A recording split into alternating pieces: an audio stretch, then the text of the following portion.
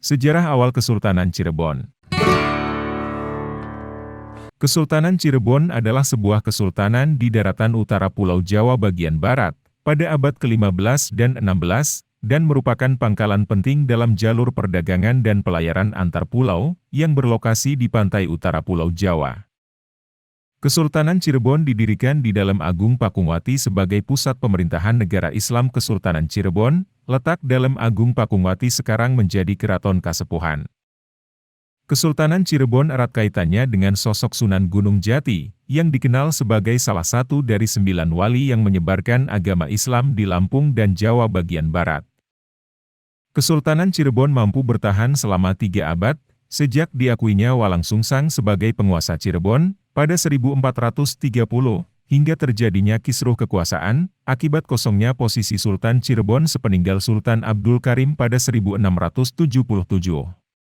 Tipu daya Mataram masa Amangkurat I, serta dekatnya sebagian keluarga Kesultanan Cirebon dengan Belanda menyebabkan perlahan kekuasaan Cirebon akhirnya runtuh. Terlebih perkara derajat paling tinggi di antara keluarga besar Kesultanan Cirebon semakin mempercepat keruntuhan Kesultanan Cirebon pada akhir abad ke-17. Sejarah asal mula. Menurut Sulendraningrat yang mendasarkan pada naskah Babat Tanah Sunda dan Adja, pada naskah Carita Purwaka Caruban Nagari, Cirebon pada awalnya adalah sebuah dukuh kecil, yang dibangun oleh Ki Gedeng Tapa, yang lama-kelamaan berkembang menjadi sebuah desa yang ramai dan diberi nama Caruban, karena di sana bercampur para pendatang dari berbagai macam suku bangsa, agama, bahasa, adat istiadat, dan mata pencaharian yang berbeda-beda, dan datang untuk bertempat tinggal atau berdagang. Di abad ke-14, seorang pangeran Galuh bernama Bratalegawa memeluk Islam, dan memutuskan pindah ke Caruban Girang, serta bermukim di sana dengan tujuan untuk menyebarkan Islam kepada penduduk sekitar, menjadikan Cirebon sebagai cikal bakal pusat penyebaran agama Islam di Jawa Barat. Mengingat pada awalnya sebagian besar mata pencaharian masyarakat adalah sebagai nelayan, maka berkembanglah pekerjaan menangkap ikan, dan rebon atau udang kecil di sepanjang pantai, serta pembuatan terasi, petis, dan garam. Dari istilah air bekas pembuatan terasi, atau belendrang dari udang rebon inilah, berkembang sebutan Cirebon yang kemudian menjadi Cirebon. Dengan dukungan pelabuhan yang ramai dan sumber daya alam dari pedalaman, Cirebon kemudian menjadi sebuah kota besar, dan menjadi salah satu pelabuhan penting di pesisir utara Jawa, baik dalam kegiatan pelayaran dan perdagangan di Kepulauan Nusantara, maupun dengan bagian dunia lainnya. Perkembangan awal. Ki Gedeng Tapa adalah seorang mangkubumi dari Kerajaan Singapura. Kerajaan ini bertugas mengatur pelabuhan Muara Jati Cirebon, setelah tidak adanya penerus tahta di kerajaan tetangganya yaitu Surantaka. Jika kalian suka dengan channel ini, silahkan subscribe dan tekan tombol loncengnya. Lanjut ya guys. Bratalegawa adalah seorang pangeran dari Kerajaan Galuh. Ia sebelumnya telah memeluk Islam di India, dan memutuskan untuk pindah ke Cirebon, serta menyebarkan Islam di sana, dikarenakan pengaruh Hindu di Kawali, ibu kota Galuh saat itu masih sangat kuat. Sebagai seorang saudagar, Bratalegawa juga berperan dalam memajukan perekonomian Cirebon, di mana Cirebon menjadi pintu utama ekspor dari barang-barang yang dihasilkan oleh Kerajaan Galuh. Dalam artikel yang berjudul Mengembalikan Perdagangan Islam yang Berkeadilan, dalam acara Konferensi Islam Internasional AICIS ke-12 di Surabaya, menjelaskan bahwa patut diduga penggunaan dinar, dirham, dan fulus telah terjadi pada masa Ki Gedeng Tapa. Hal tersebut dikarenakan pada masa itu pelabuhan Muara Jati telah banyak dikunjungi kapal-kapal asing.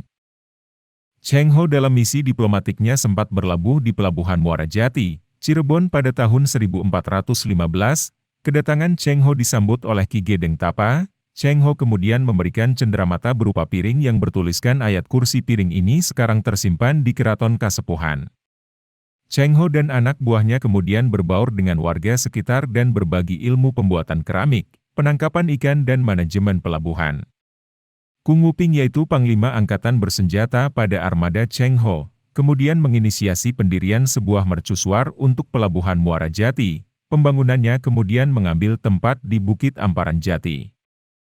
Pada masa persinggahan Laksamana Cheng Ho tersebut, sangat dimungkinkan uang emas dan uang perak dijadikan sebagai alat tukarnya, Karena uang emas dan uang perak telah menjadi standar internasional pada masa tersebut terutama di pelabuhan-pelabuhan internasional.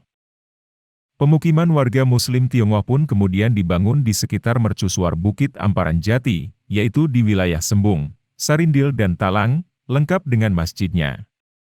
Pemukiman di Sarindil ditugaskan untuk menyediakan kayu jati, guna perbaikan kapal-kapal, pemukiman di Talang ditugaskan untuk memelihara dan merawat pelabuhan, pemukiman di Sembung ditugaskan memelihara mercusuar.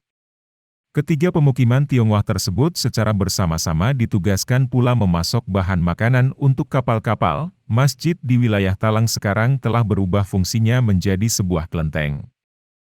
Pada masa kedatangan Pangeran Walangsungsang dan Nyimas Rara Santang ke Cirebon untuk memperdalam agama Islam, Pangeran Walangsungsang kemudian membangun sebuah tempat tinggal yang disebut Gedong Witana pada tahun 1428 Masehi, yang sekarang menjadi bagian dari kompleks Keraton Kanoman, Kesultanan Kanoman.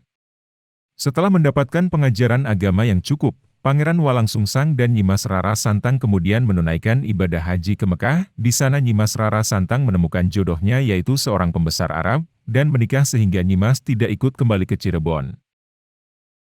Sepulangnya dari melaksanakan haji, Pangeran Walangsungsang diminta oleh gurunya untuk membuka lahan, guna membuat perkampungan baru sebagai cikal bakal negeri yang ia cita-citakan. Setelah memilih dari beberapa tempat, akhirnya diputuskan perkampungan baru tersebut akan dibangun di wilayah Kebon Pesisir. Pembangunan Tajuk Jalagrahan. Menurut sejarah lisan dan sebagian babat mengenai masalah ini, dikatakan bahwa Pangeran Walangsungsang diperintahkan oleh gurunya, Syekh Datuk Kahfi untuk membuka lahan di wilayah Kebon Pesisir, tetapi dikatakan bahwa di Kebon Pesisir tidak sepenuhnya kosong, karena sudah ada sepasang suami istri yaitu Ki Danusela dan istrinya yang tinggal di sana. Akhirnya sebagai bentuk penghormatan, maka kepala desa Caruban yang pertama yang diangkat oleh masyarakat baru itu adalah Ki Danusela, dengan gelar Ki Gedeng Alang-Alang. Sebagai pangraksa bumi atau wakilnya, diangkatlah Raden Walangsungsang, yaitu putra Prabu Siliwangi dan Nyimas Subanglarang atau Subang Keranjang, yang tak lain adalah putri dari Ki Gedeng Tapa. Setelah Ki Gedeng Alang-Alang wafat, Walangsungsang yang juga bergelar Ki Cakrabumi diangkat menjadi penggantinya sebagai kepala desa yang kedua, dengan gelar Pangeran Cakrabuana. Pada masa pemerintahan Ki Danusela sebagai kepala desa Kebon Pesisir, dibangun juga tajuk, atau musola pertama di wilayah tersebut atas prakarsa dari menantunya, yaitu Pangeran Walangsungsang. Tajuk tersebut bernama Tajuk Jalagrahan.